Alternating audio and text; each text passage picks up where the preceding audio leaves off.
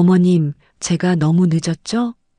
파르르 떨리는 목소리로 간신히 저를 부르는 여자, 바로 아들이 세상을 떠나기 직전 이혼하고 홀연히 사라졌던 옛 며느리였습니다. 지금 여기가 어디라고 찾아와? 이제 와서 뭐 하자는 수작인데. 아들의 죽음 이후 꾸역꾸역 버티며 살아왔던 저는 악에 받쳐 소리를 질렀죠. 저의 매정한 눈빛을 본 며느리는 차가운 바닥에 봉투 하나만을 가만히 내려놓고 조용히 떠났습니다. 그 순간 저는 직감했습니다. 이 봉투를 여는 순간 내가 알고 싶지 않은 위험하고 끔찍한 진실과 마주해야 한다는 것을. 안녕하세요. 저는 올해 73이 된 김순옥이라고 합니다. 지질이 복도 없게 하나밖에 없는 아들이 이혼하고 얼마 지나지 않아 세상을 떠났습니다. 저는 그저 하루하루를 간신히 버텨내며 살아왔습니다. 그런데 그렇게 힘겹게 살아가던 어느 날 생각지도 못했던 며느리의 방문으로 새로운 사건과 맞닥뜨리게 되었죠. 아들과 이혼한 옛 며느리와 마주친 날, 폭풍처럼 휘몰아친 그날의 이야기 한번 들어보시겠어요? 그날도 늘 그렇듯 이불을 걷어내고 일어나 가게로 향하는 층계를 내려갔습니다. 어둠이 짙게 깔린 가게 안 형광등을 켜자 텅 빈 공간이 대낮처럼 환한 국밥집의 모습이 드러났어요. 그래, 오늘도 지지고 볶고 시작해야지. 나직이 혼잣말을 중얼거리며 앞치마를 질끈 동여매고 주방으로 들어섰습니다. 찬물에 불려놓았던 쌀을 깨끗하게 씻어 솥에 안치고 커다란 솥에는 국물용 뼈를 가득 담아 찬물을 붓고 불을 올렸습니다. 지난 30년간 해온 일이라 이제는 눈을 감고도 할 수 있는 익숙한 움직임이었죠. 아침 6시가 되자 가게 문이 덜컥 열리며 첫 손님이 들어왔습니다. 이른 새벽부터 건설 현장으로 나서는 김 기사님이었습니다. 사장님, 날도 쌀쌀한데 뜨끈한 돼지국밥 한 그릇 됩니까? 김 기사님이 쩌렁쩌렁한 목소리로 외치며 자리에 털썩 앉았습니다. 그럼요, 따끈하게 금방 말아드려야죠. 저는 서둘러 주방으로 들어가 뜨거운 국물에 삶은 돼지고기를 넉넉히 넣고 밥을 함께 넣어내어 갔습니다. 맛있게 드세요. 아이고, 잘 먹겠습니다. 역시 이 맛이야. 김 기사님이 숟가락을 들며 만족스러운 듯 웃었습니다. 저는 다시 주방으로 돌아와 다음 손님을 맞이할 준비를 했습니다. 7시가 넘어가니 단골 손님들이 하나둘 가게를 채우기 시작했습니다. 50대 중반으로 보이는 박 씨도 익숙하게 자리에 앉았어요. 사장님, 나 순대국밥 하나. 얼큰하게. 네, 알겠습니다. 속 확 풀리게 끓여드릴게요. 박 씨가 주문을 마치고는 휴대폰을 꺼내 뉴스를 보기 시작했습니다. 저는 순대국밥을 불 위에 올리고 쌓인 그릇들을 설거지하기 시작했어요. 쯧쯧쯧, 이게 무슨 일이야.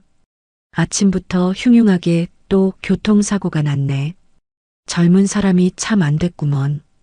휴대폰 화면을 들여다보던 박 씨가 혀를 차는 소리에 저도 모르게 그릇을 닦던 손이 그대로 멈춰버렸습니다.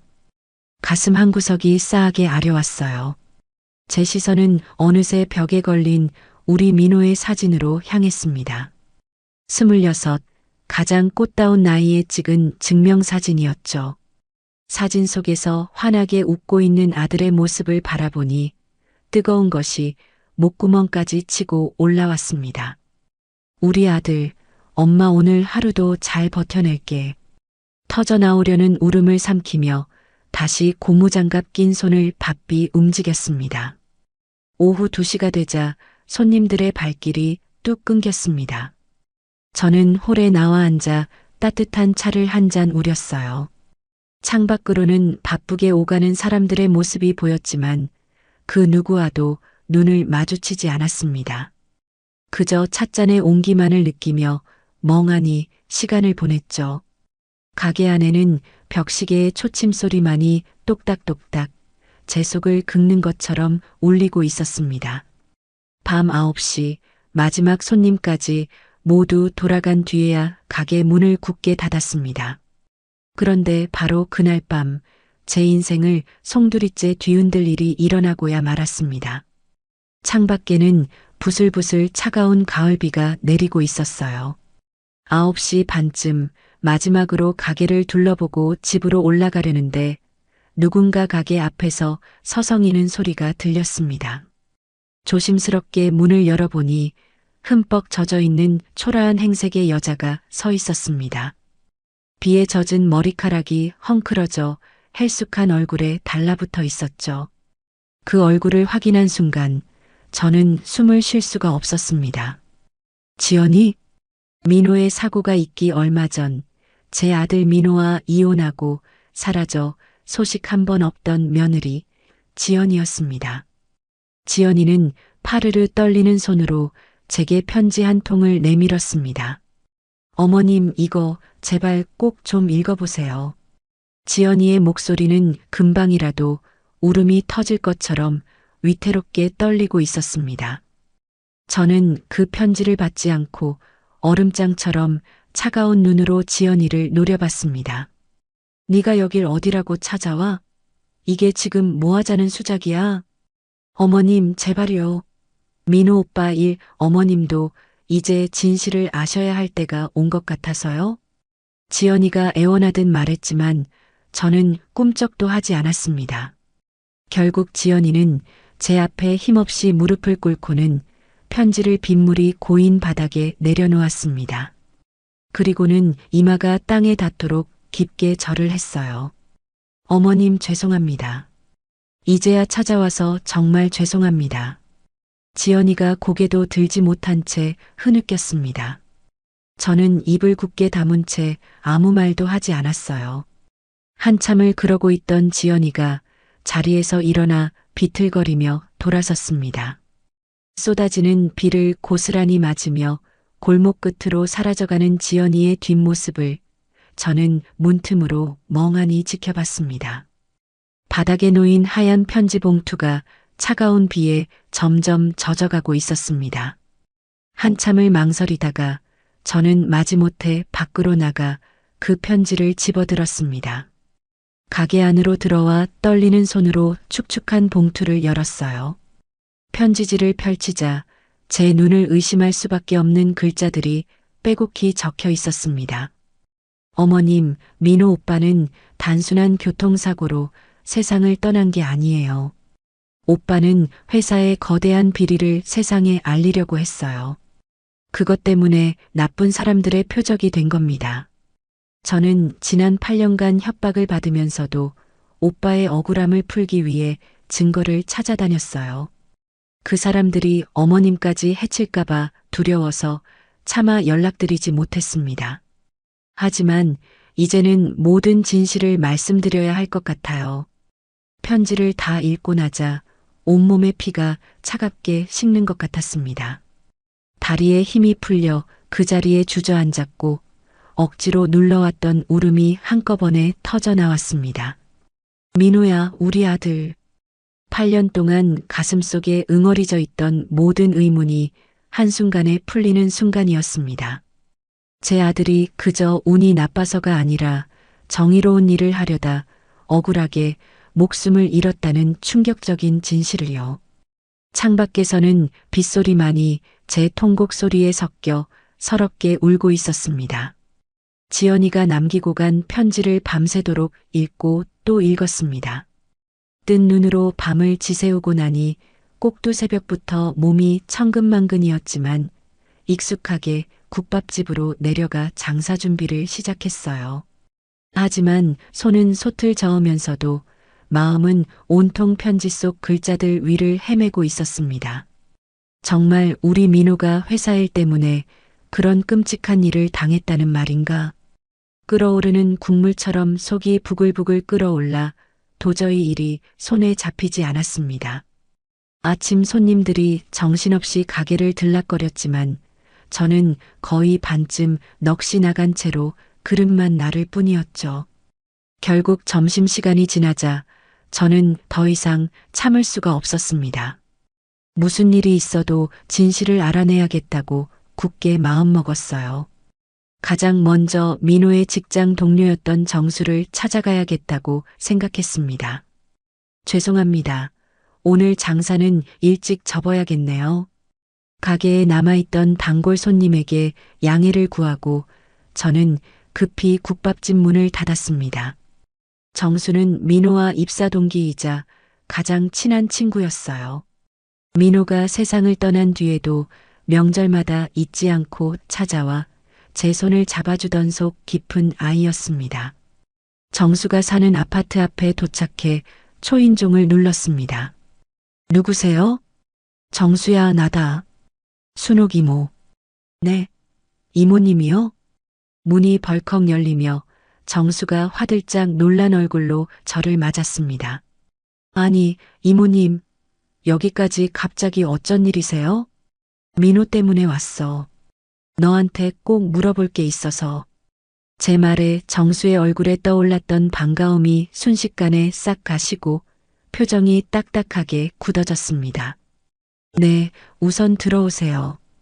어색한 침묵 속에서 정수가 내온 차를 한 모금 마셨습니다. 정수야, 솔직하게 말해줘야 한다. 우리 민호 다니던 회사에서 무슨 일 있었니? 제 단도직입적인 질문에 정수가 찻잔을 든 채 한참을 망설였습니다. 이모님, 사실은 민호 형이 저한테는 절대 말하지 말라고 했는데 역시 뭔가 있었구나. 이모한테 숨기면 안 돼. 어서 말해봐. 형이 사고 당하기 전에 회사 비리 때문에 한동안 엄청 힘들어했어요. 안전 규정은 나 몰라라 하고 불법으로 하청을 주는 일도 비일비재했거든요. 정수의 목소리가 점점 기어들어갔습니다. 그래서 형 성격 아시잖아요. 불의를 보면 절대 못 참는 사람이요. 계속 윗선에 문제 제기를 했는데 그게 정수가 차마 말을 잇지 못하고 입술만 달싹였습니다. 그게 어찌 됐는데 말을 해 어서. 사고 나기 일주일 전부터였나? 형이 누가 자기를 졸졸 따라다니는 것 같다고 너무 불안하다고 했어요. 그 말에 심장이 쿵 하고 내려앉는 것 같았습니다. 뭐? 누가 민호를 따라다녀? 그게 무슨 소리야? 회사 높은 사람들이었을 거예요. 더는 회사 일에 끼어들지 말라고 입 다물고 조용히 살라고 엄청 압박을 줬다고 들었어요. 정수의 말을 들으니 지연이의 편지 내용이 퍼즐 조각처럼 딱 맞아떨어졌습니다. 그리고 사고 나던 그날 아침이었어요. 형이 저한테 신신당부를 했거든요. 아주 중요한 서류를 집에 아무도 모르는 곳에 숨겨뒀다고. 혹시 자기한테 무슨 일이 생기면 꼭 그걸 찾아달라고. 정수의 집에서 나오자마자 저는 미친 사람처럼 집으로 달려갔습니다. 민호의 방은 지난 8년간 아들이 살아있을 때와 똑같이 먼지 하나 없이 정돈해두고 있었습니다. 저는 떨리는 손으로 아들의 책상 서랍을 하나씩 열어보기 시작했습니다. 첫 번째 서랍에는 달아빠진 펜과 쓰다만 공책들이 들어있었고, 두 번째 서랍에는 우리 가족의 빛바랜 사진들과 낡은 편지들이 있었습니다. 그리고 마지막 세 번째 서랍을 열고 손을 넣어 안쪽을 더듬어 보니 손끝에 나무 판자가 걸렸습니다. 판자를 드러내자 그 아래로 숨겨진 공간이 나타났고 그 안에는 누런 서류 봉투 하나가 고이 놓여 있었습니다. 이게 정수가 말한 그거구나. 봉투를 뜯자 온갖 문서들이 쏟아져 나왔어요. 회사 내부 기밀 자료와 함께 민호가 직접 손으로 쓴 고발 준비 서류들이었습니다. 안전규정 위반 사례 목록이라는 제목의 서류에는 운송회사 대표인 박상진이라는 자가 이윤을 남기기 위해 낡은 장비를 교체하지 않았다는 내용이 적나라하게 적혀 있었습니다. 심지어 음주운전 묵인 지시서라는 끔찍한 제목의 문서에는 박상진이 운전기사들에게 술을 마시고 운전대를 잡아도 좋다고 지시한 증거까지 들어 있었습니다. 그리고 민호가 직접 쓴 글에는 이렇게 쓰여 있었습니다. 이 회사의 썩어 빠진 불법 행위를 더 이상은 지켜볼 수만은 없다. 누군가는 반드시 이 사실을 세상에 알려야만 한다. 아이고, 민호야. 아들의 흔적 위로 뜨거운 눈물이 뚝뚝 떨어졌습니다. 다음 날 아침, 저는 지연이를 찾아야겠다고 결심했습니다. 모든 진실의 열쇠는 지연이가 쥐고 있을 테니까요. 예전에 지연이가 살던 아파트를 찾아가 관리사무소의 문을 두드렸습니다. 여기 살던 이지연이라는 사람, 어디로 이사 갔는지 혹시 알 수 있을까요? 관리소장은 단호하게 고개를 저었습니다. 어르신, 개인정보라 그건 절대 알려드릴 수가 없습니다. 제가 시어머니 되는 사람입니다. 제발 좀. 시어머니라고 하셔도 안 되는 건 안 됩니다. 죄송합니다. 어쩔 수 없이 저는 근처 시장을 뒤지기 시작했습니다. 혹시라도 지연이를 본 사람이 있을까 싶어서요. 야채 가게를 하는 김아주머니에게 지연이의 인상착의를 설명하며 물었습니다. 혹시 키는 작고 얼굴이 동글동글한 젊은 사람 못 봤어요? 이름이 이지연인데. 아, 그 아가씨 말하는 거구나. 김아주머니가 저를 보자마자 반색했습니다. 네, 아세요? 그럼 알다마다요. 요새 며칠 이 근처를 계속 어슬렁거리더라고. 그런데 그 젊은 사람이 어쩌다가 얼굴은 반쪽이 돼가지고 걸을 때마다 콜록콜록 하는데 보는 내가 다 안쓰럽더라니까. 기침을요? 많이 아파 보였나요? 말도 마요. 금방이라도 쓰러질 것처럼 비틀비틀 걷는데 일주일 전쯤인가 저기 약국 앞에서 한참을 서성이던 것도 봤네. 지연이가 아프다는 말에 가슴이 철렁 내려앉았습니다. 그 아이가 지난 8년간 얼마나 고통 속에서 혼자 버텨왔을까요? 저는 곧장 근처 병원들을 수소문하고 다녔습니다. 세 번째로 찾아간 병원에서 한 간호사가 저를 알아보고 조심스럽게 귀띔해 주었습니다. 혹시 이지연이라는 분 찾으세요? 만성기관지염 때문에 저희 병원에 꾸준히 다니셨는데. 네. 정말요? 네. 그런데 요즘은 통 안 보이시네요. 약도 다 떨어졌을 텐데. 지연이가 아픈 몸을 이끌고 그 모든 일을 감당해왔다는 사실에 눈앞이 캄캄해졌습니다. 저는 곧바로 정수에게 다시 전화를 걸었습니다. 정수야, 혹시 지연이가 어디 있는지 아는 거 없니? 뭐라도 좋으니 아는 거 있으면 다 말해봐. 예전에 동료들한테서 들은 것 같은데. 형수님이 무슨 법무법인 같은 곳을 알아보고 다닌다고. 법무법인? 네.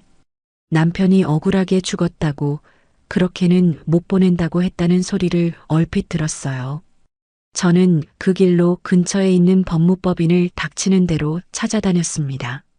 네 번째로 찾아간 곳에서 마침내 지연이의 행적을 확인할 수 있었어요. 이지연이라는 분이 상담을 받으러 오셨던 게 맞습니까? 나이 지긋한 변호사가 고개를 끄덕였습니다. 네, 맞습니다. 남편분의 사건에 대해 상담을 요청하셨죠. 정말 보통 필사적인 게 아니셨습니다. 필사적이라니요? 남편의 억울함을 반드시 풀어야 한다고 그러면서도 무언가에 쫓기는 사람처럼 몹시 불안해하셨습니다. 상담 내내 창밖을 확인하시고 목소리도 낮추셨죠. 보통 일이 아니라고 직감했습니다. 신변의 위협을 느끼고 있다고 분명히 말씀하셨습니다. 변호사의 말을 듣고 나니 지금 지연이가 얼마나 위험한 상황에 처해 있는지 피부로 느껴졌습니다. 혹시 연락처라도 알 수 있을까요? 제가 시어머니입니다. 죄송합니다만 의뢰인의 정보는 알려드릴 수가 없습니다.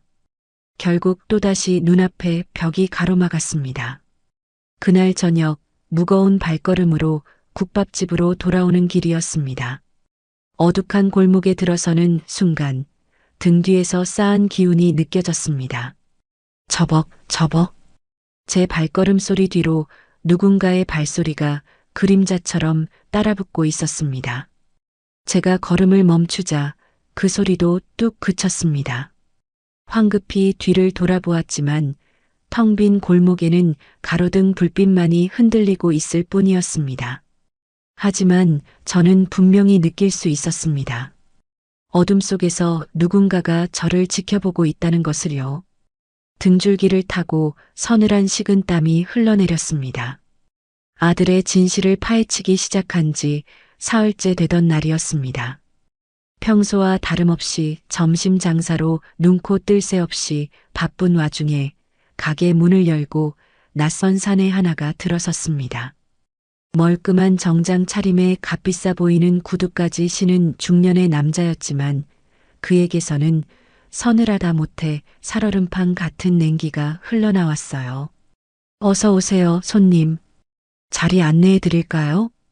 제가 늘 하던 대로 인사를 건넸지만 남자는 대답 대신 저를 위아래로 훑어보며 성큼성큼 다가왔습니다. 당신이 김순옥 씨 맞지? 남자가 낮고 위압적인 목소리로 물었습니다. 처음 보는 사람이 제 이름을 대뜸 부르는 것부터가 불길한 징조였죠. 네, 제가 김순옥입니다만 누구신지 먼저 밝히시죠? 사람들은 나를 강 팀장이라고 부르더군. 강 팀장이라는 사람이 빈 테이블 의자를 빼고 털썩 앉으며 말했습니다. 그 사람 하나 들어왔을 뿐인데 왁자지껄하던 국밥집 안이 찬물을 끼얹은 듯 조용해지는 것 같았습니다. 그런데 무슨 일로 저를 찾아오셨습니까? 요즘 아드님 일로 재미있는 구경거리를 찾아다니신다고 들었어. 그 말에 심장이 쿵하고 바닥으로 곤두박질 치는 것 같았습니다. 제가 민호의 일을 알아보고 다닌다는 걸 대체 어떻게 안 걸까요? 그게 대체 무슨... 할머니, 8년이나 지난 일이야. 흙 속에 곱게 묻어둔 건 굳이 다시 파낼 필요가 없는 거라고. 강 팀장이 제 말을 가차없이 자르며 경고했습니다. 지금 무슨 말씀을 하시는 거예요? 제 아들 일입니다. 엄마가 돼서 억울하게 죽은 자식의 진실을 찾겠다는데 누가 막을 수 있다는 말입니까? 저도 물러서지 않고 쏘아붙였습니다. 할머니, 내가 충고 하나 하지. 현명하게 행동해. 현명한 게 뭔데요? 당신들 말대로 입 닫고 죽은 듯이 살라는 게 현명한 겁니까? 바로 그거야. 이 국밥집, 이걸 하루아침에 잿더미로 만들고 싶진 않을 텐데. 강 팀장이 비릿한 미소를 지으며 가게를 둘러보았습니다. 제 목숨과도 같은 이 가게를 걸고 넘어지는 비열한 협박이었어요. 지금 나를 협박하는 거예요? 협박? 아니, 이건 충고야. 연세도 있으신 분이 괜히 험한 꼴 당하기 전에 주는 마지막 기회라고 해두지. 강 팀장은 그 말을 끝으로 자리에서 일어났습니다. 잘 생각해봐. 오늘 내 충고를 무시하면 내일은 어떤 지옥이 펼쳐질지 나도 장담 못하니까. 그 말을 싸늘하게 남기고 강 팀장은 유유히 가게를 빠져나갔습니다.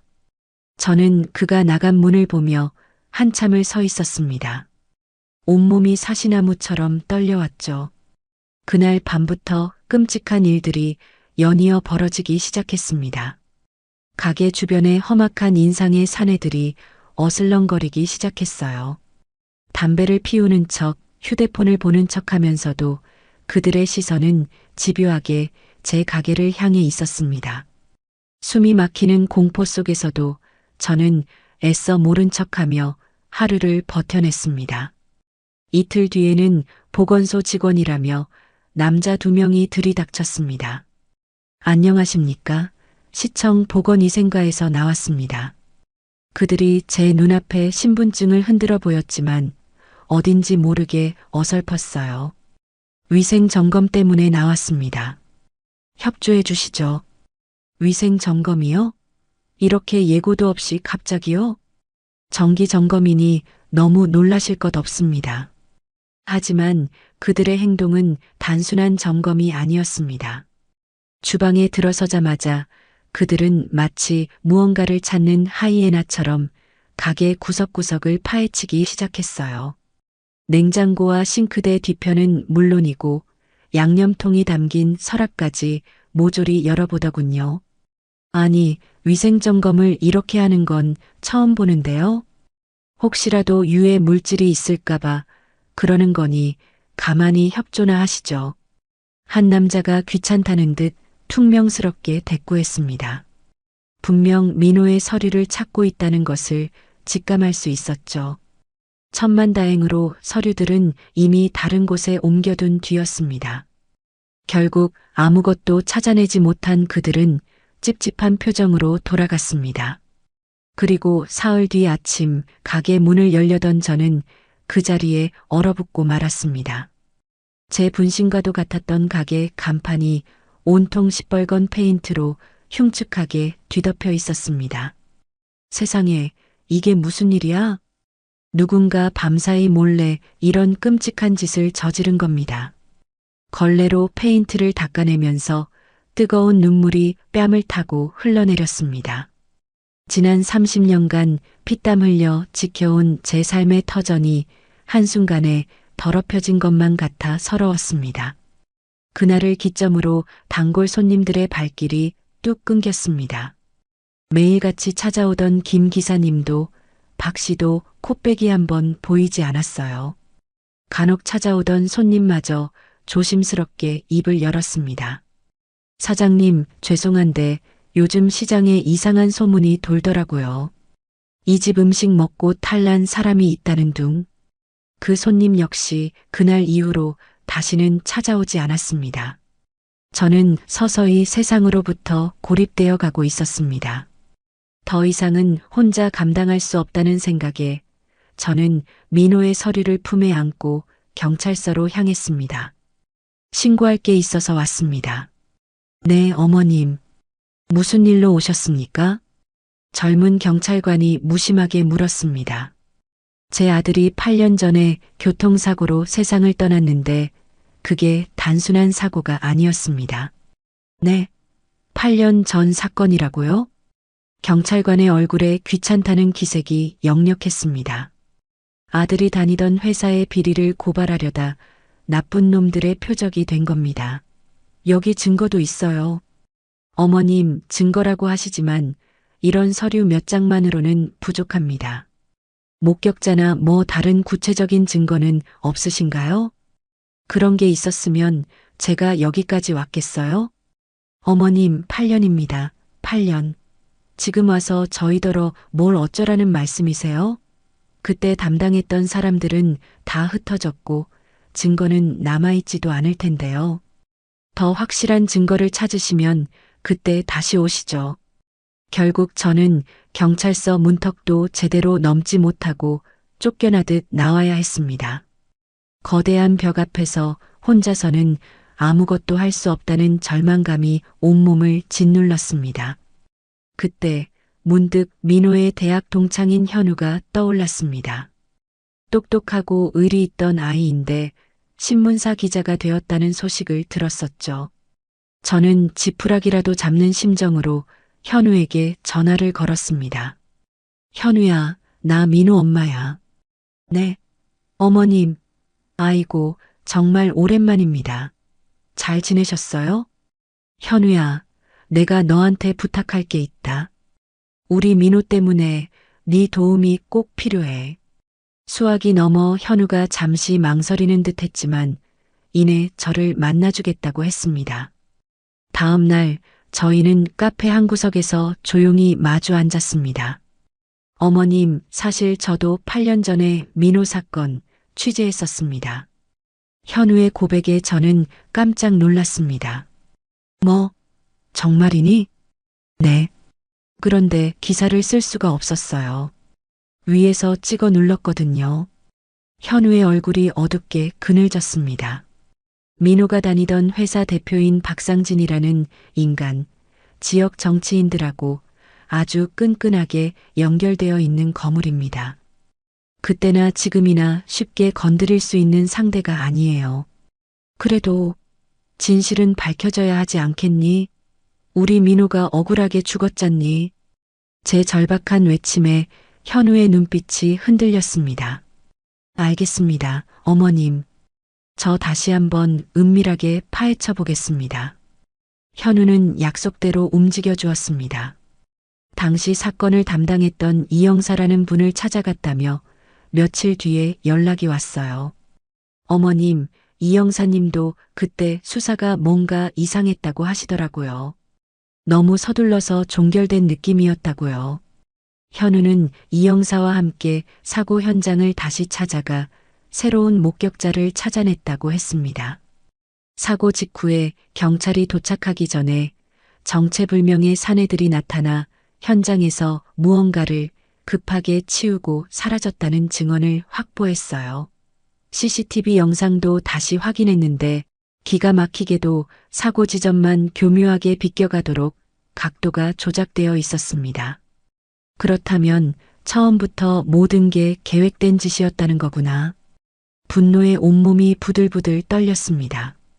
현우는 이 새로운 사실들을 바탕으로 기사초안을 작성했지만 현실의 벽은 또다시 높았습니다. 편집장님이 기사를 실을 수 없다고 합니다. 박상진 회사에서 우리 신문사에 광고를 엄청나게 하거든요. 그럼 이제 어떡하면 좋으니? 걱정 마세요. 제가 신문사에 못 내면 제 개인 블로그에라도 올려서 어떻게든 진실을 알리겠습니다. 그런데 며칠 뒤 상상조차 못했던 최악의 위기가 찾아왔습니다. 번쩍이는 검은색 고급 승용차 한 대가 제 국밥집 앞에 멈춰 서더니 차가운 인상의 중년 남자가 차에서 내렸습니다. 당신이 김순옥 씨? 그 남자가 가게 안으로 들어서며 오만한 목소리로 물었습니다. 당신은 누군데 남의 이름을 함부로 부르죠? 나 박상진이라고 하는데 이름 좀 부르면 어때서? 당신 아들, 내 밑에서 일하던 직원이었다는 거 잊었나? 그 말이 끝나기 무섭게 박상진은 가방에서 두툼한 돈뭉치를 꺼내 테이블 위로 던졌습니다. 자, 이거 받고 조용히 끝내지? 이 정도면 죽은 아들 목숨값으로는 충분하지 않나? 이 더러운 돈 안 치워? 이 악마 같은 인간아. 저는 단호하게 소리쳤습니다. 그러자 박상진의 얼굴에서 웃음기가 싹 사라졌습니다. 어허, 노인네가 곱게 늙어야지. 아직 상황 파악이 안 되나 보네. 내가 듣자 하니 며느님이랑 손주가 어디 조용한 동네에서 어렵게 산다던데 어린애는 조심해야지. 길 가다가 넘어질 수도 있고 감기라도 잘못 걸리면 큰일 나잖소? 안 그래요? 저는 심장이 멎는 것 같았습니다. 지연이와 제 손주 서준이까지 들먹이며 협박하고 있는 것이었죠. 이 악마 같은 놈, 애들은 건드리지 마.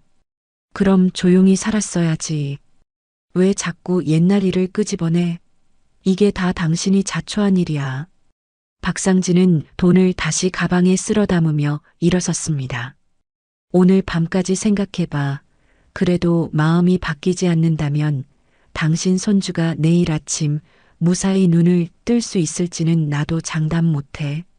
그 말을 남기고 박상진은 지옥의 사자처럼 사라졌습니다. 그날 밤 집에 돌아온 저는 현관문을 열자마자 얼어붙었습니다. 누군가 집안을 쑥대밭으로 만들어 놓은 겁니다. 특히 민호의 방은 서랍이란 서랍은 모조리 열려 있고 물건들이 온통 바닥에 나뒹굴고 있었습니다. 아들의 유품까지 함부로 뒤적인 그들의 만행에 치가 떨렸습니다. 다행히 서류는 무사했지만 더 이상 이곳도 안전하지 않다는 것을 깨달았습니다.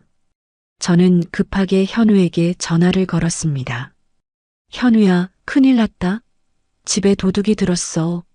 그리고 박상진이 직접 찾아와서 손주 서준이까지 들먹이면서 날 협박했어. 네.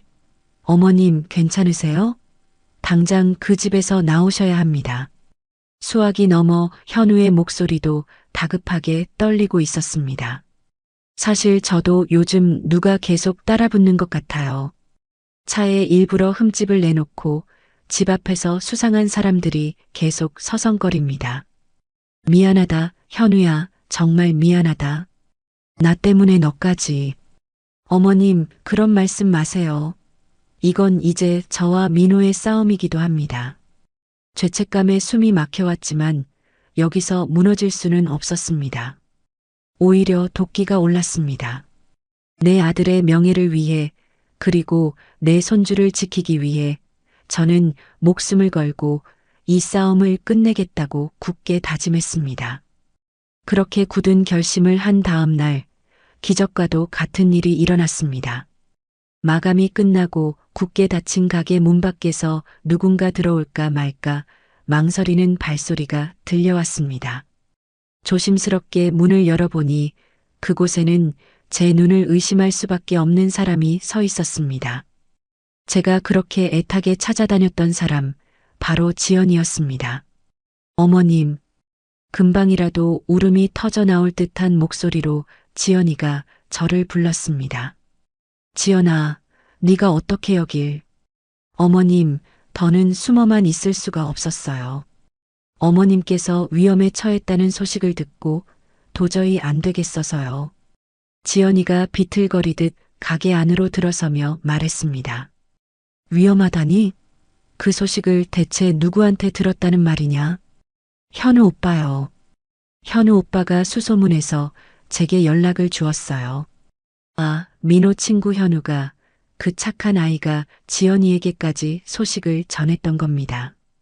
그래서 은신처에서 무작정 뛰쳐나왔어요. 은신처라고? 지연이가 힘없이 고개를 끄덕였습니다. 어머님, 우선 앉으세요. 제가 할 이야기가 아주 많아요. 저와 지연이는 8년이라는 긴 세월을 사이에 두고 마주 앉았습니다. 저희가 이혼은 했지만 그래도 저희 서준이 아빠잖아요. 민호 오빠가 그렇게 허망하게 가고 나서 저도 가만히 있을 수만은 없었어요. 어떻게든 진실을 밝히려고 백방으로 뛰어다녔었어요. 그랬었구나. 나는 그것도 모르고. 하지만 박상진 그 사람이 제 아들 서준이를 가만두지 않겠다고 협박했어요. 그 말에 심장이 얼어붙는 것 같았습니다. 뭐라고? 그 악마 같은 놈이 감히 내 손주를 걸고 넘어졌단 말이냐? 네, 아이를 지키기 위해서는 어쩔 수 없이 쥐 죽은 듯이 숨어 지내야만 했어요. 지연이의 목소리가 파르르 떨려왔습니다. 그럼 8년 내내 그렇게 도망자처럼 살았다는 말이니? 네. 하지만 단 하루도 포기하지 않았어요. 혼자서라도 악착같이 증거를 찾아야 했었거든요. 지연이가 메고 있던 낡은 가방에서 손때 묻은 두꺼운 파일을 꺼내 테이블 위에 올려놓았습니다. 이게 다 뭐니? 지난 8년간 제가 피눈물로 모은 자료들이에요. 저는 순간 말을 잃었습니다. 연약하기만 한 줄 알았던 제 며느리가 그 모진 세월을 혼자서 어떻게 버텨냈을까요? 지연아, 정말 미안하다. 이 시애미가 몹쓸 인간이었다. 그동안 아무것도 모르고 널 얼마나 원망하고 미워했는지 몰라. 아니에요, 어머님. 괜찮아요. 저라도 그랬을 거예요. 제때 연락드리지 못한 제 잘못이 더 큰걸요. 지연이의 눈에 그렁그렁 맺혀있던 눈물이 뺨을 타고 흘러내렸습니다. 그런데 지연아 얼굴이 왜 이리 상했어? 어디 아픈 거냐? 괜찮아요. 스트레스 때문에 만성기관지염이 좀 생기고 다른 데도 조금 안 좋아지긴 했는데 제 마음이 갈기갈기 찢어지는 것 같았습니다. 병원에는 제대로 다니고 있는 거니? 가끔 약만 타다 먹고 있어요. 병원비가 워낙 많이 들어서. 지연이가 차마 말을 잇지 못하고 고개를 숙였습니다. 어머님, 더 늦기 전에 민호 오빠의 명예를 되찾아주고 싶어요. 우리 서준이한테만큼은 아버지가 얼마나 훌륭하고 정의로운 사람이었는지 꼭 알려주고 싶어요. 그 간절한 목소리에서 지연이가 버텨온 8년의 무게가 고스란히 느껴졌습니다. 저는 지연이의 뼈만 앙상하게 남은 손을 두 손으로 힘껏 잡았습니다. 지연아, 이제부터는 혼자가 아니다.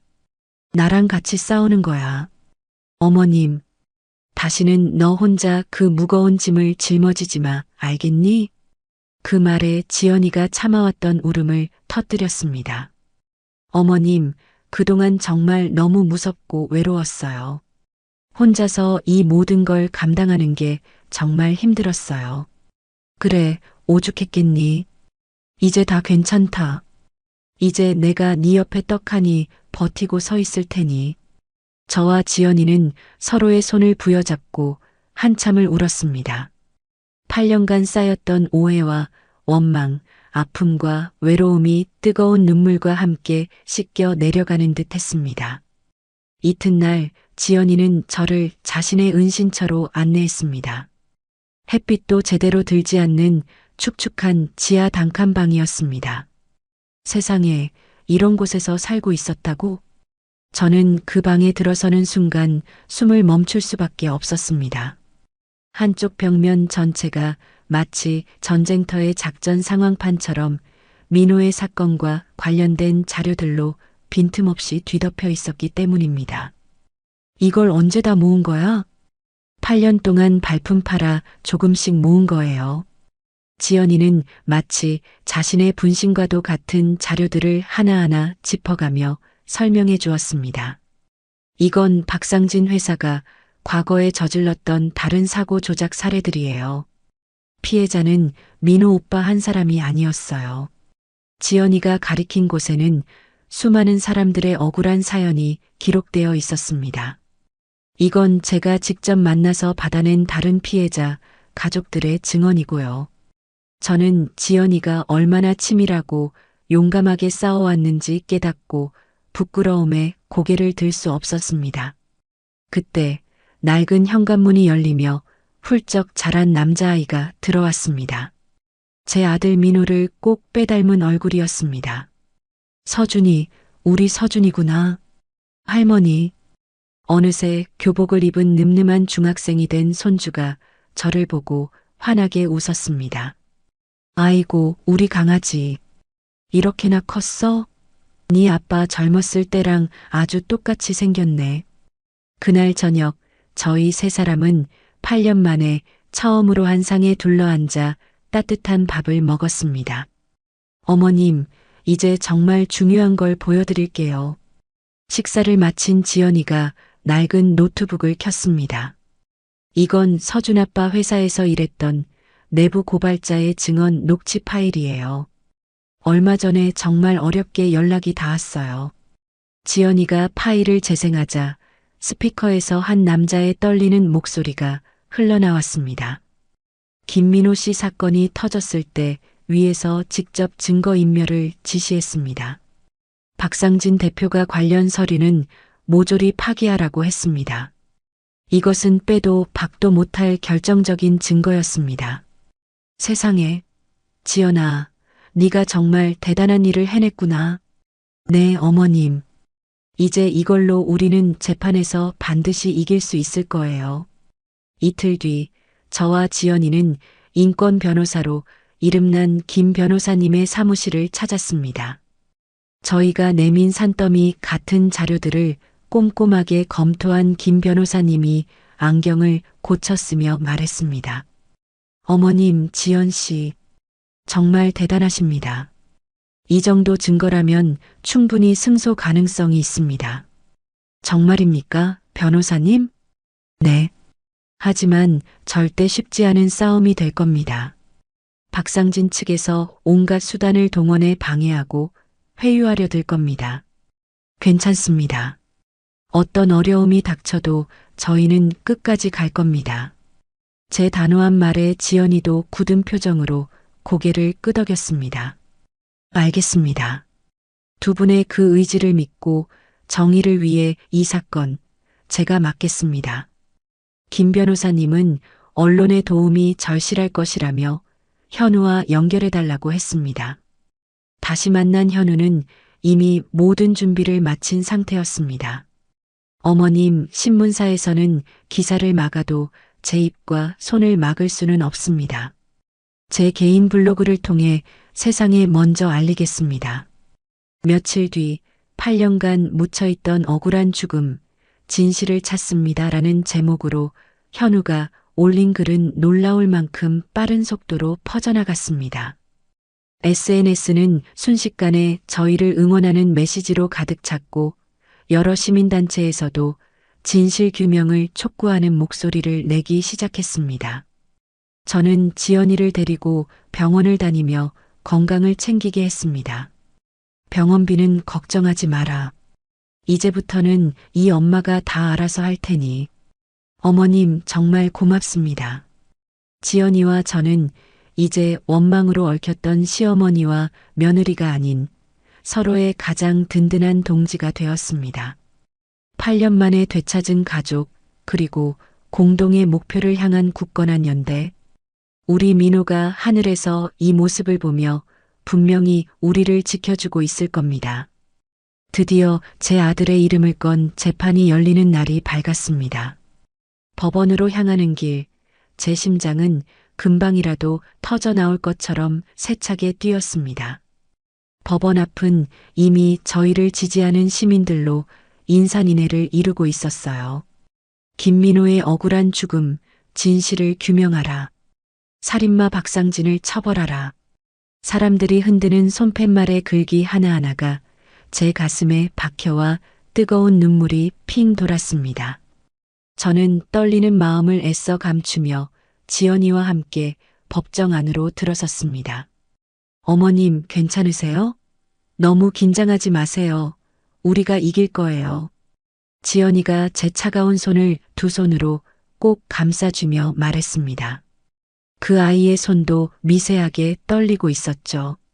그럼 괜찮고 말고. 우리한테는 8년 동안 네가 피눈물로 모은 진실이 있잖니. 잠시 후 김 변호사님이 서류를 정리하고 저희에게 다가와 믿음직스러운 목소리로 말했습니다. 어머님, 지연 씨, 오늘이 가장 중요한 날입니다. 준비한 대로만 하시면 됩니다. 절대 기죽지 마시고 자신감을 가지십시오. 네, 변호사님. 저희만 믿겠습니다. 곧이어 재판장이 법복을 입고 위험 있는 모습으로 들어서면서 길고 길었던 싸움의 막이 올랐습니다. 재판장의 엄숙한 선언이 끝나기 무섭게 김 변호사님이 자리에서 일어났습니다.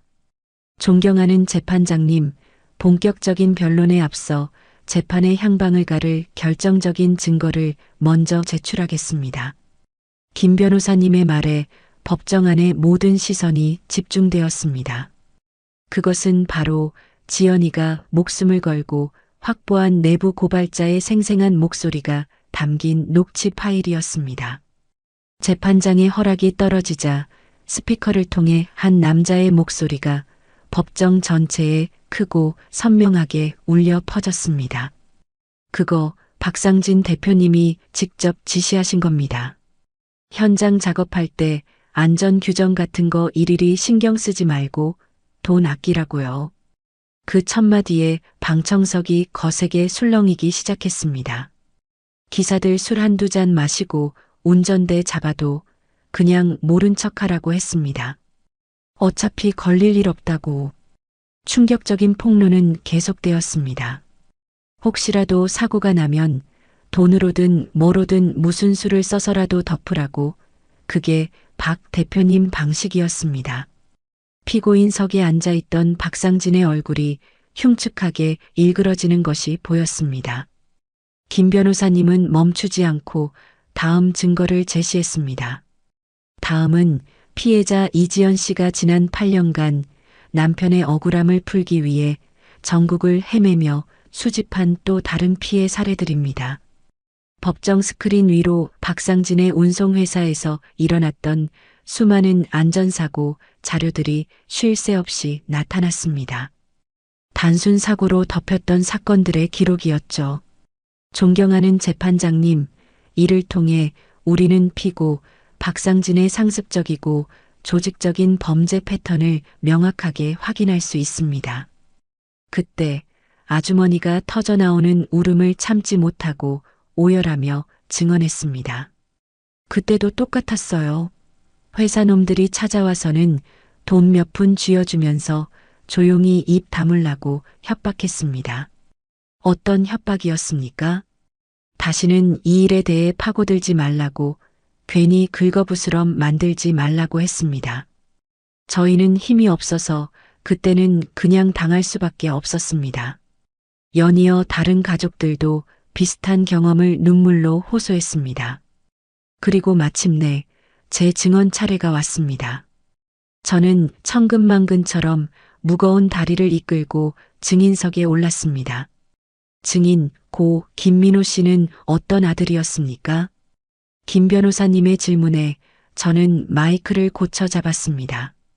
우리 민호는 누구보다 정의롭고 불의를 참지 못하는 아이였습니다. 목소리가 염소처럼 떨려 나왔지만 저는 똑바로 박상진을 노려보며 말을 이었습니다. 남이 힘든 일을 겪으면 제 일처럼 나서서 도와주던 그런 속 깊고 따뜻한 아이였죠. 그래서 저런 악독한 자의 인간의 눈에 띄고 만 것입니다. 다음은 지연이의 차례였습니다. 지연이는 저보다 훨씬 더 당당하고 또렷한 목소리로 증언을 시작했습니다.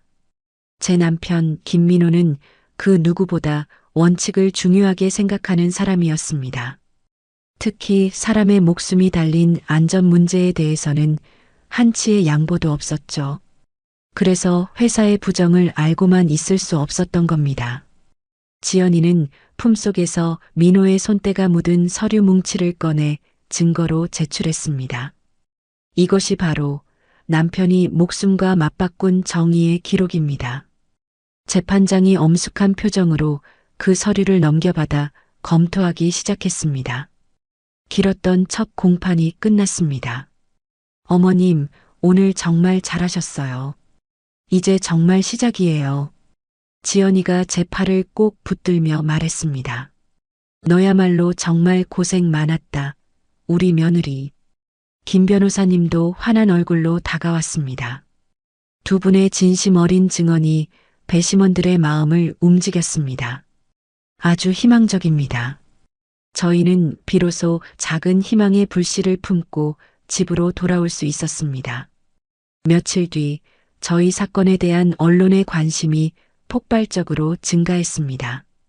현우가 올렸던 블로그 글이 대형 언론사들의 일면을 장식했고 저녁 황금 시간대 TV 뉴스에서는 연일 저희 사건을 심층적으로 다루기 시작했습니다. 8년간 묻혀있던 억울한 죽음, 마침내 진실의 문이 열리나. 화면에 떠오른 큼지막한 제목을 보는데 8년 묵은 체증이 조금은 내려가는 기분이었습니다. 국밥집에도 놀라운 변화가 찾아왔습니다. 저희를 지지하는 시민들이 일부러 가게를 찾아와 따뜻한 격려를 건네주었습니다. 사장님, 뉴스 보고 찾아왔습니다. 힘내세요. 저희가 있잖아요. 어르신의 용기 있는 모습에 정말 감동했습니다. 이 국밥 한 그릇에 정의를 향한 저희의 응원을 담았습니다. 오랜 시간 세상과 담을 쌓고 살았던 제게 사람들의 온기는 무엇보다 큰 힘이 되었습니다. 지연이는 꾸준히 병원 치료를 받으면서도 다음 재판 준비에 매달렸습니다. 몸은 좀 어떠냐? 힘들진 않고? 그럼요, 어머님. 어머님이 매일 끓여주시는 국밥 먹고 기운이 펄펄 나요. 학교에 다녀온 서준이도 밝은 얼굴로 제 품에 안겼습니다. 할머니, 오늘 학교 갔더니 친구들이 우리 아빠가 진짜 영웅이래요. 저 너무 자랑스러워요. 손주의 해맑은 모습에 저도 모르게 눈시울이 뜨거워졌습니다. 동네 사람들의 따뜻한 연대도 계속되었습니다.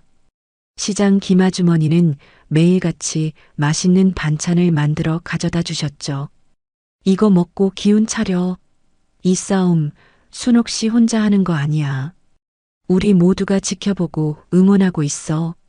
그리고 두 번째 공판을 며칠 앞두고 현우로부터 더없이 기쁜 소식이 들려왔습니다. 어머님, 검찰에서 박상진에 대한 별도 수사에 착수했대요. 여론의 압박이 거세지니까 버티지 못한 거죠. 저는 오랜만에 민호의 사진 앞에서 환하게 웃으며 감사의 인사를 올렸습니다. 민호야, 들리니? 이제 정말 다 되어가는 것 같아. 네 억울함, 이 엄마가 꼭 풀어줄 테니 조금만 더 지켜봐줘. 마침내 다가온 두 번째 공판일.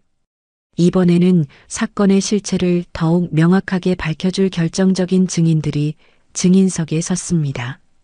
증인, 당시 사고 현장에서 무엇을 목격했는지 자세히 말씀해 주십시오.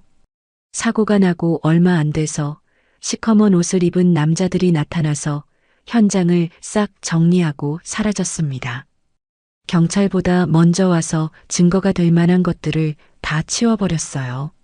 증인의 충격적인 증언에 방청석은 경악으로 술렁였습니다.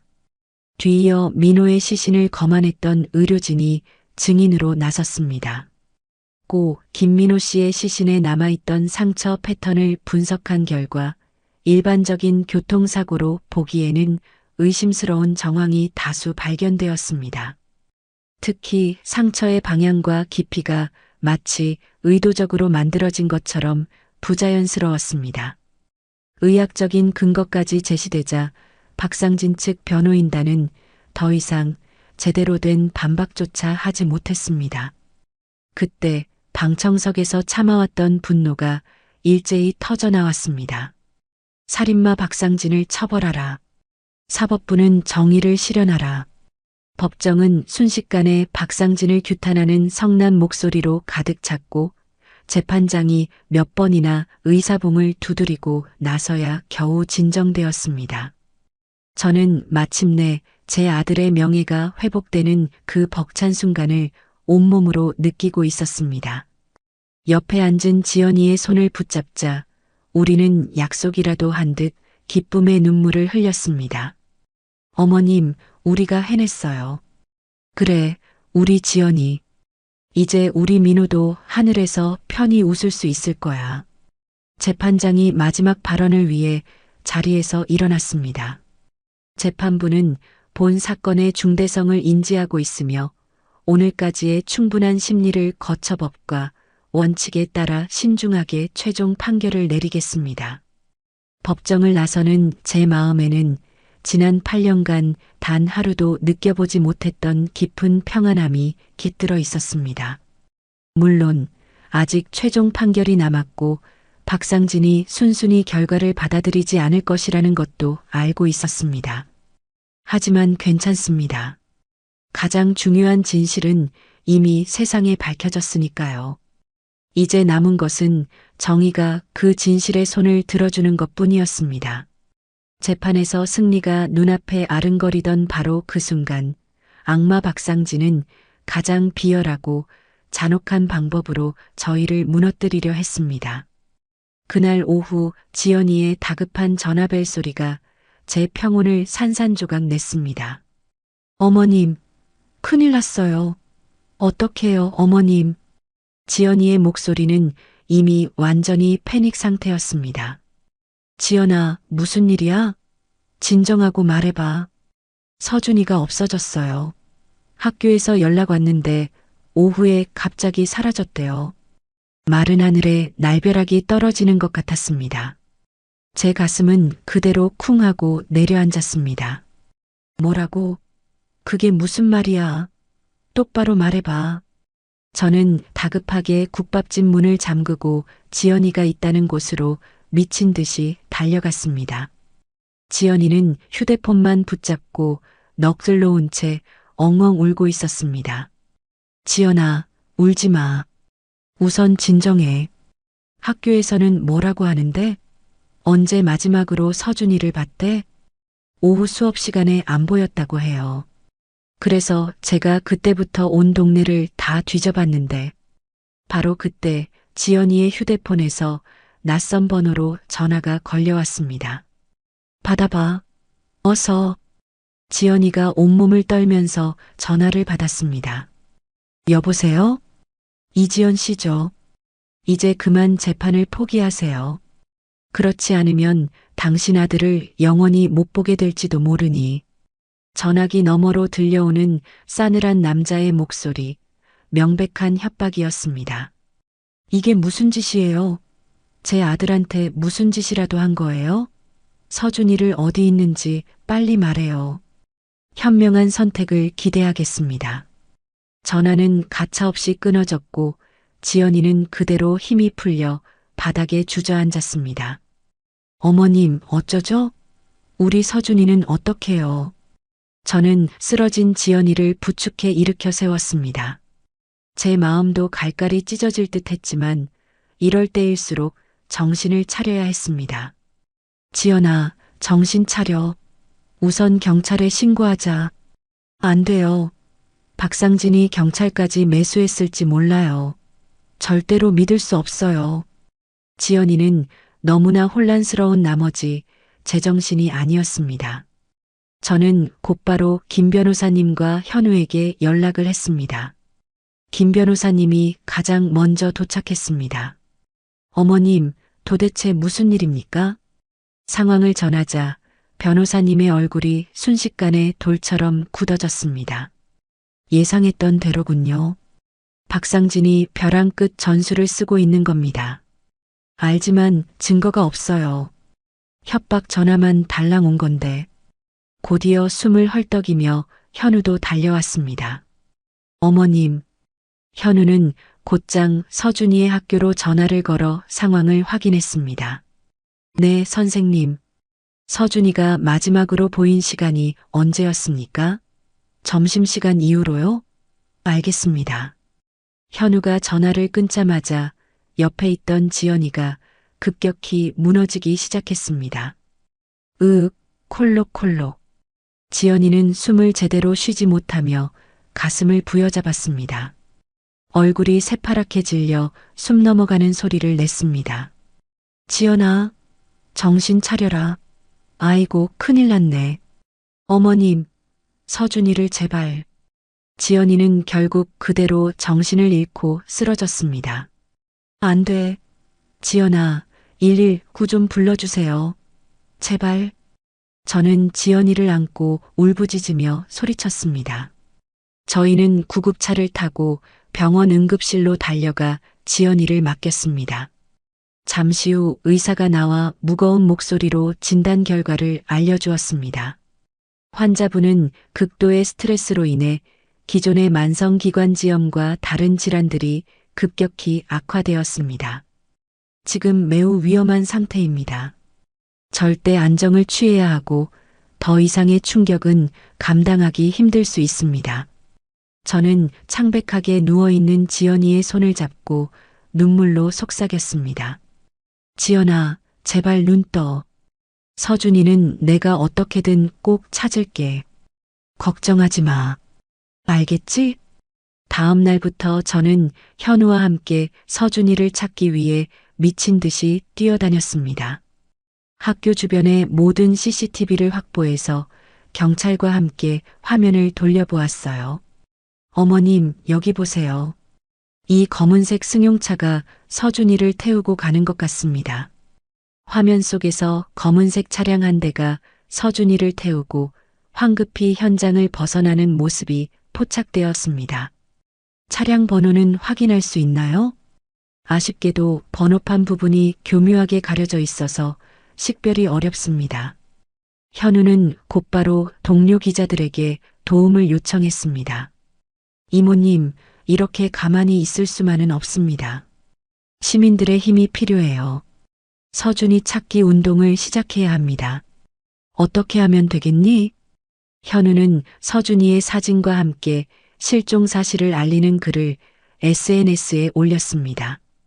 시민들은 현우의 글을 보고 자발적으로 움직이기 시작했습니다. 서준이를 찾습니다. 무사히 돌아오길 기도합니다. 힘내세요. 수많은 응원과 걱정의 댓글이 쏟아져 나왔습니다. 경찰도 전담팀을 꾸려 수사에 착수했지만 상황은 나아지지 않았어요. 어머님, CCTV는 중간에 맥없이 끊어지고 목격자도 찾을 수가 없습니다. 조직적으로 움직인 것 같아요. 담당 형사의 답답한 목소리를 들으며 저는 결국 마지막 결심을 굳혔습니다. 박상진을 직접 찾아가는 것이었습니다. 저는 박상진의 회사로 쳐들어가 그의 사무실 문을 열었습니다. 박상진, 이 인간아. 내 손주 서준이 어디 숨겨놨어? 아니, 이 노인네가 어디 와서 행패야? 당신 손자를 왜 여기 와서 찾아? 박상진은 아무것도 모른다는 듯 시치미를 뗐습니다. 당신이 데려간 것 다 알아. 아이는 아무 죄가 없어. 당장 돌려보내. 뭐라고? 나를 모르는 일인데? 경찰에 신고했으면 찾아주겠지. 괜한 사람 잡지 마죠. 박상진은 뻔뻔하게 대꾸했지만 그의 떨리는 눈빛이 거짓말을 하고 있다는 것을 명백히 보여주었습니다. 김 변호사님은 이 와중에도 재판 연기 신청을 위해 동분서주하고 있었습니다. 재판장님, 지연 씨의 급격한 건강 악화와 핵심 증인인 손주의 실종을 이유로 공판 연기를 요청합니다. 하지만 시간은 저희 편이 아니었습니다. 지연이의 상태는 호전될 기미가 보이지 않았고 서준이의 행방도 여전히 오리무중이었습니다. 저는 제 욕심 때문에 죄 없는 손주가 이런 위험에 처했다는 죄책감에 시달려 밤잠을 이루지 못했습니다. 서준이가 사라진 지 사흘째 되던 날 박성진 부하인 강 팀장이라는 자가 다시 저를 찾아왔습니다. 김순옥 씨, 마지막으로 이성적인 제안을 하러 왔습니다. 무슨 제안이죠? 재판을 포기하고 당신이 가지고 있는 모든 증거를 지금 당장 파기하시오. 그리고 입 다물고 조용히 살면 됩니다. 그럼 서준이는 돌려보내 줄 건가요? 물론입니다. 우리 도도 어린애를 오래 데리고 있고 싶진 않거든. 저는 그 길로 병원으로 달려갔습니다. 지연이와 상의해야 했어요. 지연이는 의식을 잃었다 깨어났다를 반복하고 있었습니다. 지연아, 제발 내 말 좀 들어봐. 잠시 정신이 든 지연이가 간신히 제 손을 꽉 잡았습니다. 어머님, 제발 서준이만 무사하게만 해주세요. 아들의 명예와 손자의 생명. 저는 도저히 둘 중 하나를 선택할 수 없었습니다. 그때 병실로 달려온 김 변호사님이 단호하게 말했습니다. 어머님, 협박에 굴복하시면 안 됩니다. 지금 여기서 무너진다면 민호 씨의 억울한 죽음은 영원히 짓밟힐 겁니다. 현우도 격앙된 목소리로 저를 설득했습니다. 어머님, 지금 온 국민이 응원하고 있어요. 정의는 반드시 승리해야 합니다. 하지만 제 귀에는 오직 서준이의 안전만이 들려왔습니다. 서준이가 무사하다면 민호야, 니네 억울함은 잠시 묻어둬도 괜찮지 않겠니? 제 마음이 무너져 내리려는 바로 그때였습니다. 현우의 휴대폰이 요란하게 울렸습니다. 네, 여보세요. 뭐라고요?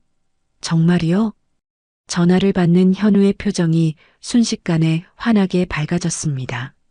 어머님, 제보가 들어왔어요. 한 시민이 폐공장 근처에서 아이의 울음소리를 들었다고 합니다. 어둠 속에서 한 줄기 빛이 쏟아져 내리는 것 같았습니다. 폐공장? 어디야? 어서 가보자. 저는 현우 그리고 경찰과 함께 제보가 들어온 외곽의 폐공장으로 급히 달려갔습니다. 음침하고 을씨년스러운 분위기의 외딴 곳이었습니다. 저기 보세요. 안쪽으로 오래된 창고가 하나 있습니다. 경찰관이 가리킨 곳을 향해 저희는 전속력으로 달렸습니다. 경찰이 낡은 창고 문을 박차고 여는 순간 제 눈앞에 믿을 수 없는 장면이 펼쳐졌습니다. 차가운 의자에 꽁꽁 묶인 채 겁에 질려 떨고 있는 우리 서준이가 보였습니다. 서준아. 저는 눈물도 닦지 못하고 달려가 아이를 껴안았습니다. 할머니. 흑흑 무서웠어요. 서준이는 제 품에 안겨 서럽게 울음을 터뜨렸습니다. 경찰이 급히 끈을 풀어주었고 다행히 아이는 다친 곳 없이 무사했습니다. 이제 괜찮아. 서준아.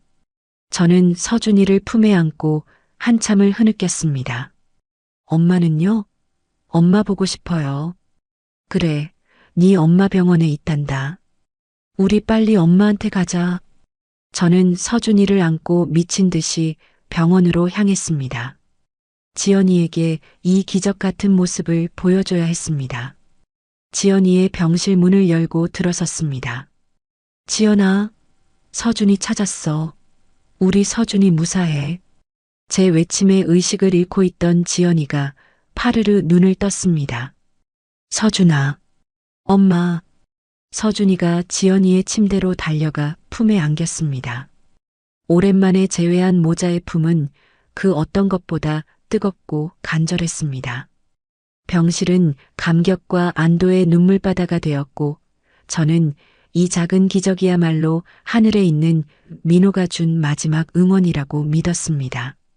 서준이가 무사히 제품으로 돌아오자 기적처럼 지연이의 건강도 빠르게 회복되기 시작했습니다. 병원 침대에 누워 아들을 품에 안은 지연이는 목이 메이도록 울면서도 그 얼굴에는 세상 그 무엇과도 바꿀 수 없는 안도감이 가득했습니다. 서준아, 내 아들 정말 괜찮구나. 엄마가 얼마나 무서웠는지 아니? 엄마, 저 하나도 안 다쳤어요. 걱정하지 마세요. 이제 제가 엄마 지켜줄게요. 서준이가 어른처럼 지연이의 등을 토닥이며 말했습니다. 저는 두 모자의 모습을 옆에서 지켜보며 그저 벅찬 눈물만 하염없이 흘려보냈습니다. 그래, 이제 정말 악몽은 끝이 났구나. 그리고 서준이를 구출하는 과정에서 저희는 박상진을 완전히 무너뜨릴 결정적인 증거까지 손에 넣게 되었습니다. 현우가 흥분으로 상기된 얼굴로 병실 문을 박차고 들어섰습니다. 어머님, 지연 씨, 정말 큰 소식입니다. 현우야, 무슨 소식이기에 그러니? 폐공장 관리인이 모든 것을 자백했어요. 박상진의 부하들에게 돈을 받고 서준이를 감금할 장소를 제공했다고 합니다.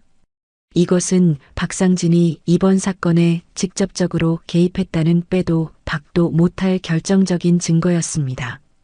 김 변호사님도 뒤이어 병실을 찾아오셨습니다. 축하드립니다, 어머님. 이 사건으로 박상진은 미성년자를 해치려 했다는 혐의까지 추가로 받게 되었습니다. 검찰에서 곧 구속영장을 신청할 겁니다. 정말요? 드디어 저 악마가 값을 치르는 건가요?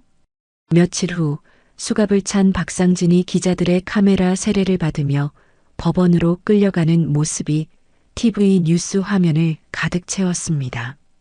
그 장면을 보며 저는 온몸에 전율이 일었습니다. 그동안 쌓였던 8년의 분노가 한순간에 해소되는 듯 했습니다. 시민들의 분노는 걷잡을 수 없이 커졌고 모든 언론 매체들이 박상진의 만행을 연일 보도했어요. 악질 기업주 박상진, 미성년자까지 해치려 들어 8년간의 진실 은폐, 결국 아이의 눈물로 밝혀지다. 지연이는 점점 더 회복이 빨라졌습니다.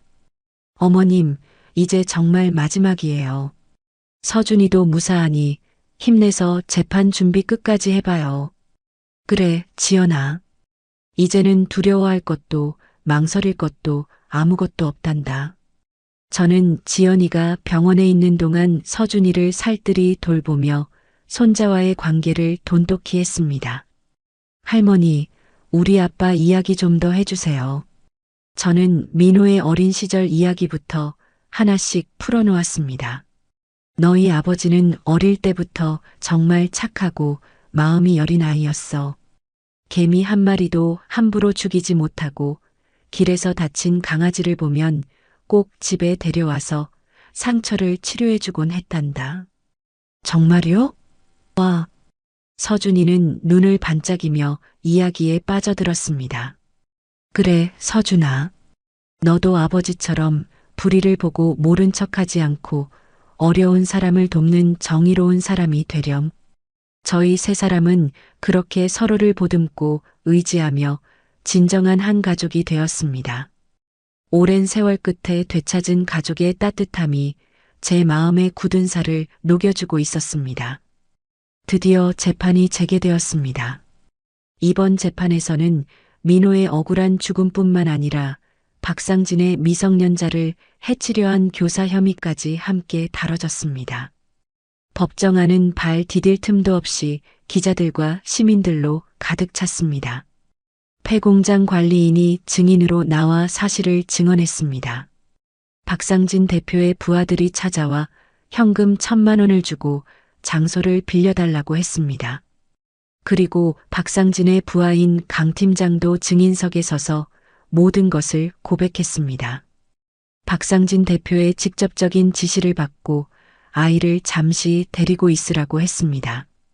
그 순간 피고인석에 앉아있던 박상진이 억울하다는 듯 벌떡 일어섰습니다.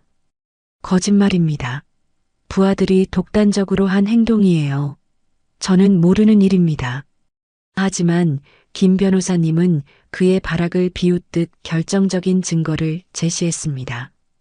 피고 박상진과 강 팀장의 실시간 통화 녹음 파일입니다. 들어보시죠.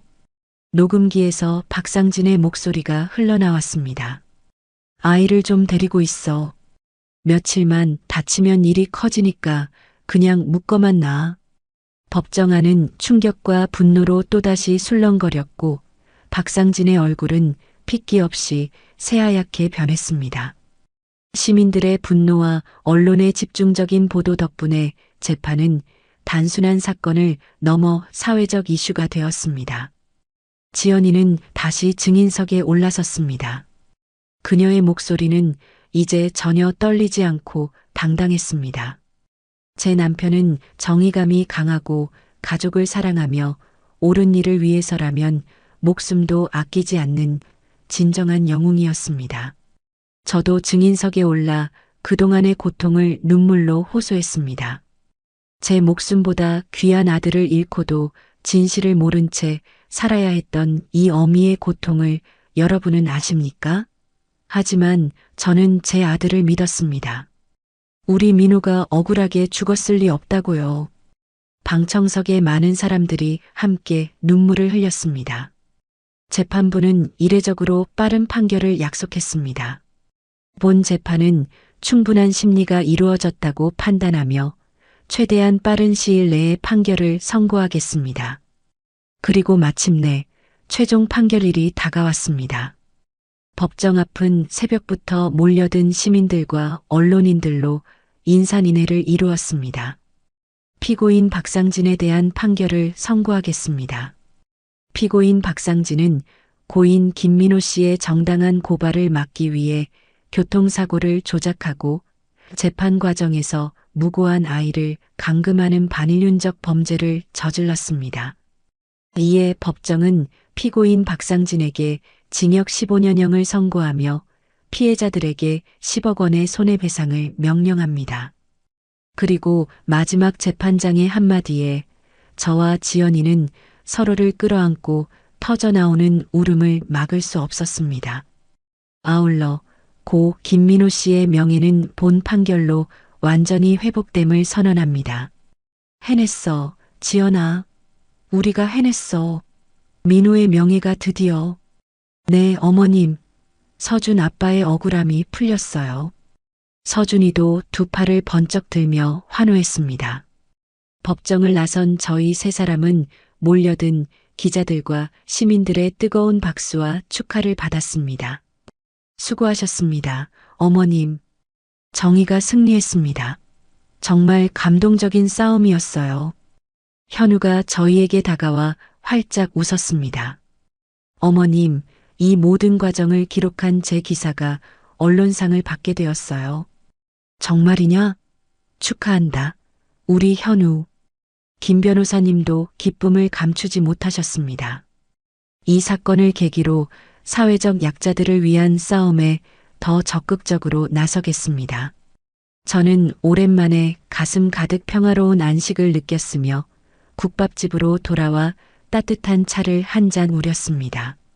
지연이도 꾸준한 치료를 통해 건강을 완전히 회복했고 서준이와 함께 새로운 삶을 설계하기 시작했습니다.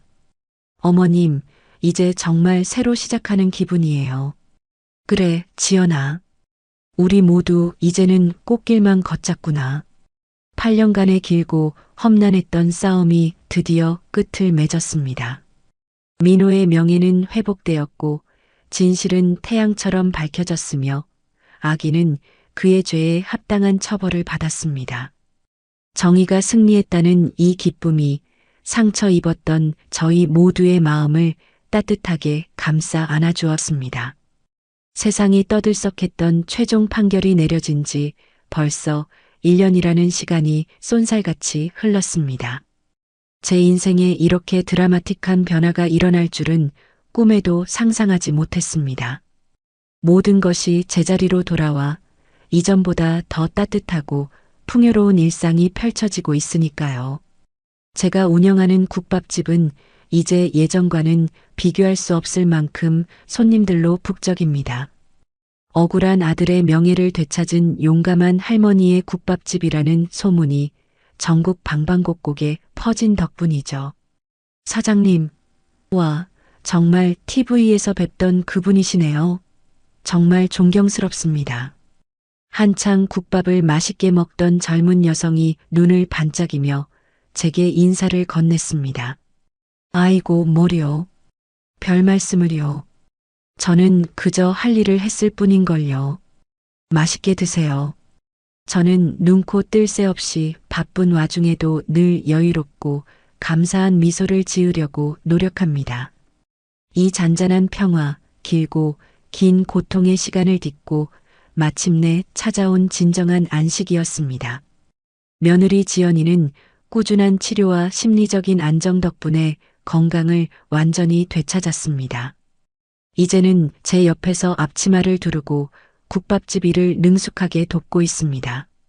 어머님, 저기 6번 테이블 김치찌개 2그릇하고 순대국밥 하나 지금 바로 올려주세요. 알겠다, 지연아. 손님들 따뜻하게 드시게 국물 좀 더 챙겨라. 주방에서 땀을 흘리면서도 환하게 웃는 지연이의 모습은 정말 제 친딸처럼 느껴져 볼 때마다 가슴이 벅차오릅니다. 우리 손주 서준이는 아버지를 세상에서 가장 자랑스러운 영웅으로 여기며 학교에서도 모범생으로 훌륭하게 자라나고 있습니다.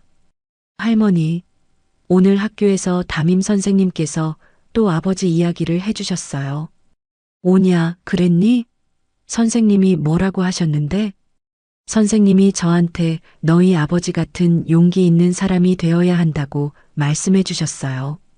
서준이가 두 볼이 발그레해져서 자랑스러운 표정으로 말하는 것을 보면 저는 세상 부러울 것이 없습니다. 국밥집의 가장 잘 보이는 벽에는 여전히 민호의 사진이 걸려 있습니다. 이제 그 사진은 억울하게 세상을 떠난 아들의 유품을 넘어 정의로운 희생의 상징이 되었습니다. 손님들은 국밥을 먹기 전에 민호의 사진을 보며 잠시 고개를 숙여 인사하는 모습을 자주 보입니다. 민호 씨, 정말 감사합니다. 덕분에 우리 사회에 아직 정의가 살아있다는 것을 깨닫습니다. 한 중년의 신사분이 진심을 담아 고맙다고 인사할 때마다 제 가슴은 말할 수 없는 뭉클함으로 가득 채워집니다. 김 변호사님은 이 사건을 발판 삼아 시민단체와 협력하여 사회적 약자들을 위한 법률 지원 활동을 더욱 확대하고 계십니다. 어머님, 이 사건이 저에게 큰 숙제를 안겨주었습니다. 저희 가족 덕분에 더 많은 사람들을 도울 수 있는 길을 찾게 되었습니다. 저희 사건이 좋은 씨앗이 되었다니 이보다 더 보람될 수는 없었습니다. 한편 악마 박상진은 교도소에서 자신의 죄를 뉘우치며 복역 중이고 그의 회사는 피해자들에게 성실히 배상금을 지급하고 있습니다. 저는 매일 아침 국밥을 끓이기 전에 민호의 사진에 대고 인사를 건네는 것으로 하루를 시작합니다. 민호야, 오늘도 엄마 잘 지낼게. 너도 그곳에서 편안하게 잘 보내고 있어야 한다.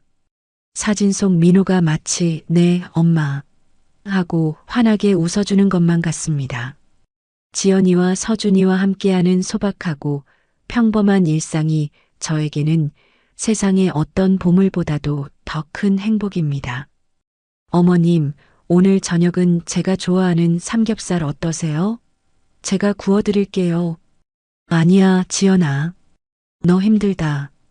그냥 이렇게 셋이 함께 있는 것만으로도 나는 좋아. 세 사람은 이제 진정한 가족의 따뜻함을 만끽하며 서로를 아끼고 의지하며 살아가고 있습니다. 어느 따뜻한 봄날, 저희는 민호의 무덤을 찾아갔습니다. 무덤 앞에는 이름 모를 시민들이 가져다 놓은 꽃들이 가득했습니다.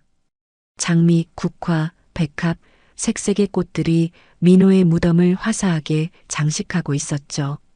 아빠, 산소가 아름다운 꽃밭이에요. 이렇게 많은 사람들이 아빠를 기억하고 있네요. 서준이가 감탄하며 말했습니다. 저는 무덤 앞에 무릎을 꿇고 앉아 흙을 어루만졌습니다. 민호야, 엄마 왔다. 이제 모든 진실이 밝혀졌어. 네 억울한 명예도 완전히 회복되었고 널 해친 사람도 합당한 벌을 받았단다. 저는 민호에게 지난 1년간의 기적 같은 이야기들을 조곤조곤 들려주었습니다. 지연이도 무덤 앞에 앉아 흐느꼈습니다. 민호 오빠, 늦어서 죄송해요. 그동안 와보지 못한 것도 혼자 힘들어했던 것도 모든 게 미안하고 또 미안해요. 하지만 걱정 마세요. 우리 서준이 정말 잘 키울 거예요. 오빠의 정의감을 물려받은 자랑스러운 아들로 키울게요. 서준이는 그런 엄마 옆에 섰습니다. 세 사람은 말없이 고개를 숙여 기도를 올렸습니다. 지연이는 품속에서 미리 써온 편지 한 통을 꺼내 무덤 앞에 조심스럽게 놓았습니다. 그 편지에는 지난 8년간 가슴에 묻어두었던 지연이의 모든 진심이 가득 담겨 있었을 겁니다. 그때 산뜻한 봄바람이 불어와 무덤 위에 놓인 편지를 펄럭이며 날리기 시작했습니다.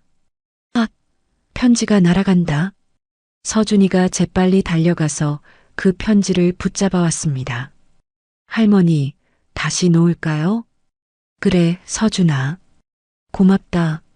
저는 그 편지를 다시 무덤 앞에 정성껏 내려놓았습니다. 이제야 민호가 모든 것을 편안하게 받아들일 수 있을 것 같아. 저는 혼잣말을 중얼거렸습니다. 지연이의 손을 잡으니 따뜻한 온기가 전해져 왔습니다. 제 얼굴에는 잔잔하고 깊은 평화가 깃들어 있었습니다. 서준이가 저희 두 사람 사이에 서서 제 손과 지연이의 손을 마주 잡았습니다. 이제 우리 정말 완벽한 가족이에요. 그래, 서준아. 우리는 영원한 가족이야. 따스한 석양이 지는 묘지에서 세 사람의 실루엣은 세상에서 가장 따뜻하고 아름다운 그림자를 만들었습니다. 멀리서 보면 저희는 그저 평범한 가족의 모습이었지만 저희는 긴 고난의 시간을 이겨내고 정의를 실현한 특별한 가족이었습니다. 이제 저희는 과거의 아픔을 감사히 간직하고 그 아픔을 딛고 새로운 미래를 향해 힘차게 나아갈 준비가 되어 있습니다. 민호야, 네가 남긴 정의롭고 용기 있는 정신은 우리를 통해 영원히 이어갈게. 민호의 정신은 우리 서준이에게 고스란히 전해질 것이고 저희 가족의 이야기는 이 땅의 수많은 사람들에게 용기와 희망을 줄 것입니다. 8년간의 길고 고통스러웠던 여정은 끝이 났지만 저희에게는 찬란한 새 시작이었습니다. 집으로 돌아가는 길에 지연이가 제 팔을 감싸 안고 말했습니다. 어머님, 정말 끝까지 포기하지 않아주셔서 고맙습니다. 어머님이 아니었으면 불가능했을 거예요. 뭘 당연한 거지. 우리 아들 일인데. 네가 있었기에 가능한 일이었단다. 서준이도 제 다른 팔을 끼며 환하게 웃었습니다. 국밥집으로 향하는 세 사람의 발걸음은 더없이 가볍고 희망에 차 있었습니다. 내일도 모레도 계속될 가족과 함께하는 소중하고 평범한 일상이 기다리고 있으니까요. 저는 이제야 진정한 행복이 무엇인지 깨달았습니다. 사랑하는 가족과 함께하는 평범한 하루하루, 그것이 바로 인생이 제게 준 가장 큰 선물이라는 것을요. 민호야, 고맙다. 네가 남긴 정의로운 마음과 따뜻한 사랑 덕분에 엄마는 이제 이렇게 행복하게 살고 있어. 이렇게 해서 저희 가족의 긴 이야기가 끝났습니다. 돌이켜보니 정말 길고 힘든 여정이었어요. 처음에는 절망만 있었습니다. 사랑하는 아들을 잃고 그 이유도 모른 채 혼자 살아가야 했으니까요. 매일 새벽 4시에 일어나 국밥을 끓이고 손님들을 맞이하면서도 마음 한구석은 항상 공허했어요. 민호가 왜 그렇게 떠나야 했는지, 정말 단순한 교통사고였는지 의문이 들었지만 혼자서는 아무것도 할 수 없었거든요. 하지만 지연이가 가져온 편지로 모든 것이 시작되었죠. 8년 만에 알게 된 충격적인 진실, 민호가 정의감 때문에 목숨을 잃었다는 사실을 받아들이기까지 정말 힘들었어요. 그 과정에서 많은 어려움이 있었습니다. 박상진과 그 일당들의 협박과 위협, 서준이가 위험에 빠진 일까지, 때로는 포기하고 싶었고 제 욕심 때문에 다른 사람들까지 위험에 빠뜨리는 건 아닌가 싶어 죄책감에 시달리기도 했어요. 하지만 포기하지 않았기에 결국 진실을 밝힐 수 있었습니다. 저희를 응원해준 많은 시민들의 도움이 있었기에 가능한 일이었어요. 무엇보다 지연이와 함께 싸웠기 때문에 끝까지 버틸 수 있었습니다. 지연이와 서준이를 다시 만나 가족이 된 것도 큰 선물이었어요. 8년 동안 혼자였던 제게 이런 따뜻한 가족이 생길 줄 몰랐습니다.